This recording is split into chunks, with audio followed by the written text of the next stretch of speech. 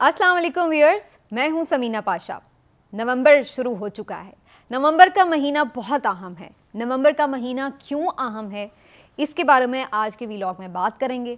ये भी बात करेंगे कि मार्शल लॉ की बहुत बाज़गश्त है, बूटों की दमक बहुत से लोगों को सुनाई दे रही है, तो क्या वाकई बूट कहीं आसपास हैं, मार्शल लॉ लग सकता है या नहीं, इसके ऊपर भी आपको बात करेंगे और बताएंगे कि क्या वजूहात हैं कि जिसकी वजह से मार्शल लॉ की बात भी हो रही है। और तीसरा थोड़ा सा ये भी बात करेंगे कि खान साहब का जो लॉन्ग मार्च है वो सुस्त रवि का शिकार क्यों हो गया है। क्या खान साहब के पास कोई ऑप्शंस कम रह गए हैं या फिर खान साहब कहीं इंगेज कर लिए गए हैं, तो इसके हवाले से भी आपको खबर देंगे आज के व्लॉग में। चलिए जी, बात का आगाज़ करते हैं कि नवंबर क्यों अहम है। नवंबर जो है बड़ा इम्पॉर्टेंट महीना है। आपको मालूम है कि मौजूदा army chief general Qamar Javed Bajwa इस महीने के आखिर में रिटायर हो जाएंगे, फाइनली अपने ओहदे से सुबकदोश हो जाएंगे। अब जो एक्सटेंशन वाली जितनी बातें थी वो सारी दम तोड़ चुकी हैं, क्योंकि देने वाले भी, ऑफर्स करने वाले भी, वो भी सब कह चुके हैं कि जी अब एक्सटेंशन के ऊपर कोई गौर व फिक्र नहीं हो रहा।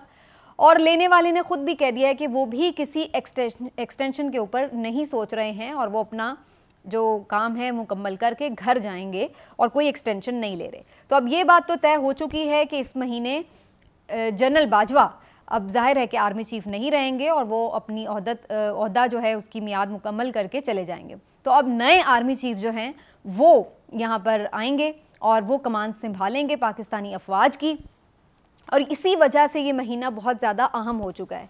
जनरल कमर जावेद बाजवा साहब अगरचे बहुत प्रोफेशनल जनरल हैं और ज़ाहिरी सी बात है उन पर बहुत सारे लोग मुख्तलिफ अंदाज से तनकीद भी कर रहे हैं, तारीफ़ भी करते हैं, लेकिन बहरहाल अब जो नए जनरल आएंगे उनके हवाले से एक बहुत बड़ा बोझ भी उनके ऊपर हो सकता है, क्योंकि जो इस वक्त हमें पॉलिटिकल क्राइसिस नज़र आ रहा है उस सूरत में देखना होगा कि जो नई आर्मी चीफ की क़यादत संभालने जा रहे हैं वो क्या ये सोचेंगे कि किस तरीके से इस क्राइसिस को हल करना है, क्या उसमें कोई किरदार अदा करना है या नहीं।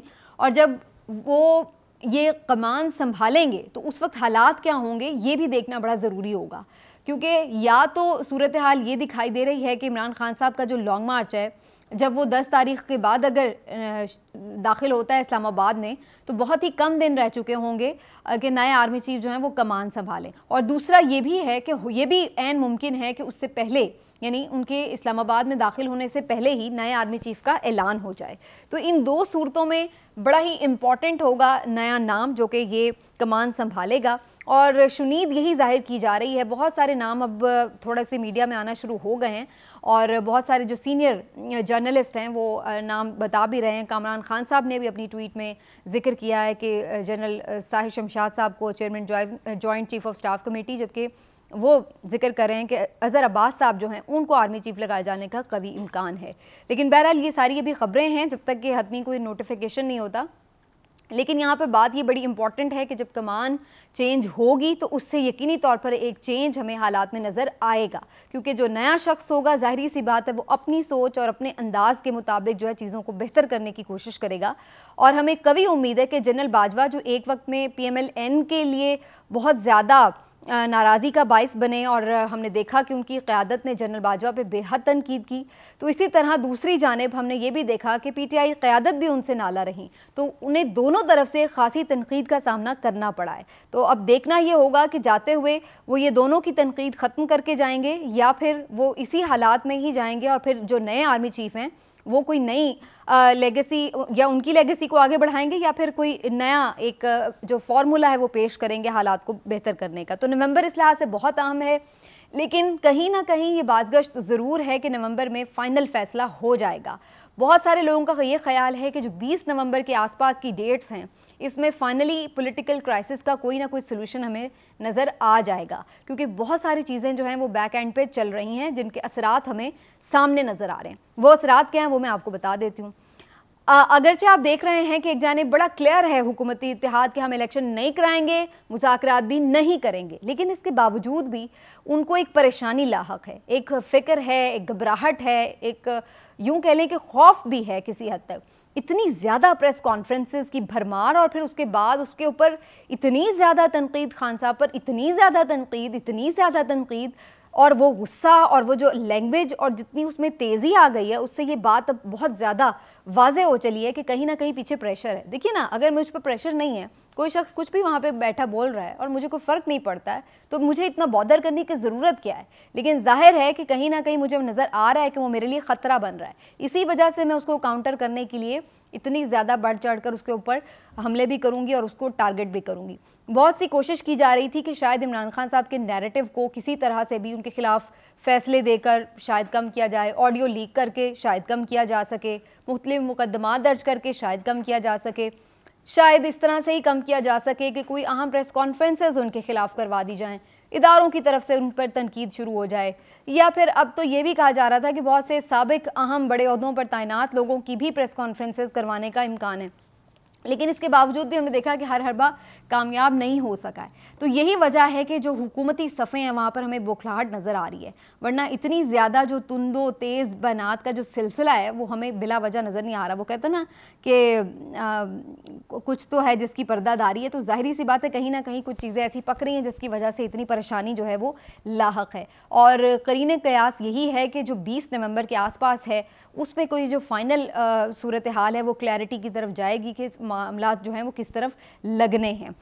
کیونکہ خان صاحب نے بہرحال ایک پریشر ڈال دیا ہے، یہ ہمیں ماننا پڑے گا. خان صاحب کا جو لانگ مارچ ہے وہ پاکستان کے مختلف علاقوں سے تو ابھی آئے گا، لیکن جو پنجاب سے وہ گزر رہا ہے تو پنجاب وہ علاقہ تھا جو پی ایم ایل این کا گڑھ تھا. اور یہ جو زیادہ ہمیں ایک نظر آ رہا ہے پی ایم ایل این کی صفوں میں اضطراب، اس کی وجہ بھی یہ ہے کہ یہ وہ علاقے تھے جو پی ایم ایل این کا گڑھ تھے، اور وہاں سے خان صاحب کو ایک میسو سپورٹ جو مل رہی ہے. گجرانوالہ میں تو آج بہت زیادہ کراؤڈ ہمیں دکھائی دیا، اور گجرانوالہ بہت قلعہ رہا ہے ہمیشہ پی ایم ایل این کا. تو وہاں سے عمران خان صاحب کو یہ سارا ایک میسو سپورٹ ملنا ان کے لیے کافی پریشان کن صورتحال ہے. اور یہی وجہ ہے کہ خان صاحب اس بات کو اب ایکسپیکٹ کر رہے ہیں کہ شاید جب وہ جہلم کراس کریں اور جب بالکل وہ اسلام آباد میں انٹر ہونے کی طرف جا رہے ہوں تو ایک بہت بڑا کراؤڈ ان کے ساتھ ہوگا.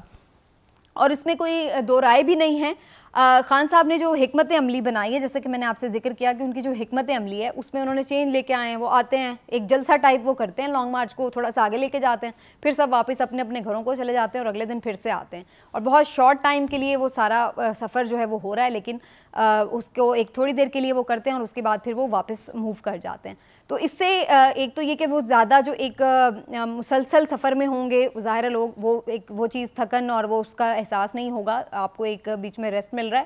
دوسرا یہ ہو رہا ہے کہ ہر جگہ پر جہاں پر وہ آ رہے ہیں، ظاہر ہے سب کے سب لوگ یہ تو نہیں کہ مسلسل قافلے چل رہے ہیں، تو بہت سارے لوگ اس وقت شامل ہوتے ہیں اور اس کے بعد پھر وہ چلے جاتے ہیں.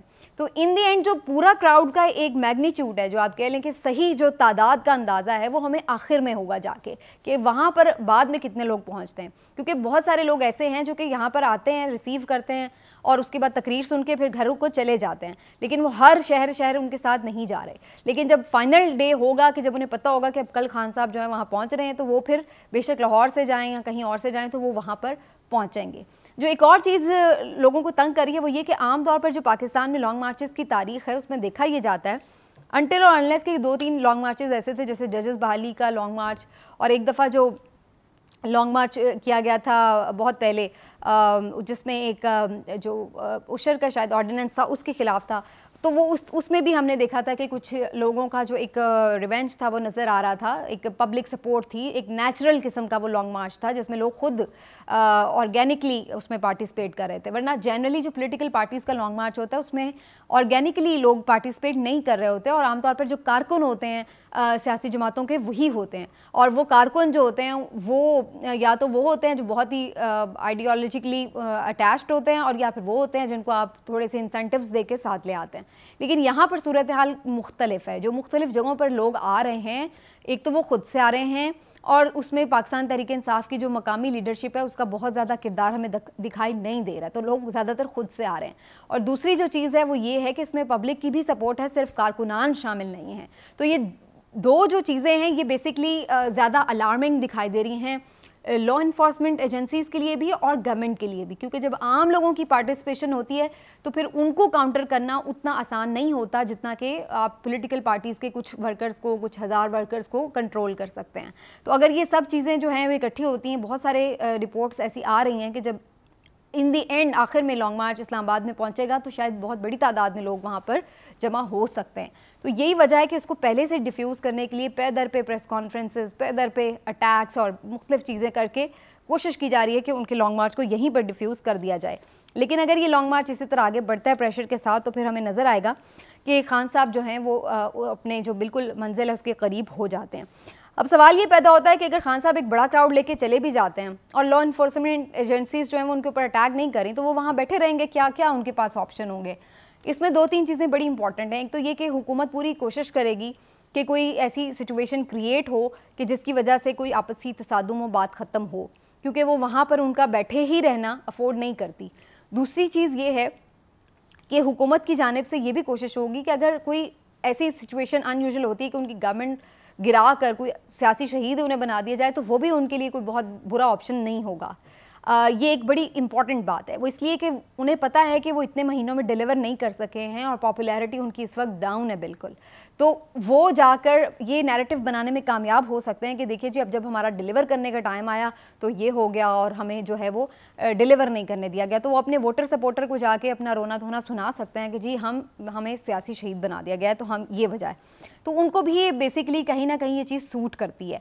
اور جہاں تک اب یہ باتیں ہو رہی ہیں کہ جی مارشل لاء لگے گا یا نہیں لگے گا، جو میری آبزرویشن ہے جتنا میں نے اسٹڈی کیا ہے مختلف مارشل لاز کو، آپ یہ دیکھیے کہ مارشل لاء ہمیشہ تب لگتا ہے کہ جب عوام میں کسی حکومت کی ایک تو یہ کہ پذیرائی نہیں رہتی ہے اور لوگ جو ہیں آنے والے شخص کو بھی ویلکم کر لیتے ہیں، لوگ جب اس کو ایکسیپٹ کر لیتے ہیں. تو ایسی جب سچویشنز ہوتی ہیں تو عام طور پر ہمیں لگتا ہے کہ کوئی آیا ہے فوجی ڈکٹیٹر تو اس کو لوگوں نے ایکسیپٹ کر لیا.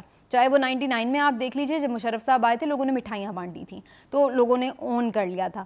اسی طرح سے کتنے بھی ڈکٹیٹر آئے ہیں وہ جب بھی کسی گورنمنٹ کو تلپٹ کر کے آئے ہیں تو لوگوں نے انہیں ایکسیپٹ کیا ہے. کیا اس وقت پاکستانی معاشرے میں ایسی ایکسیپٹنس آپ کو دکھائی دے رہی ہے؟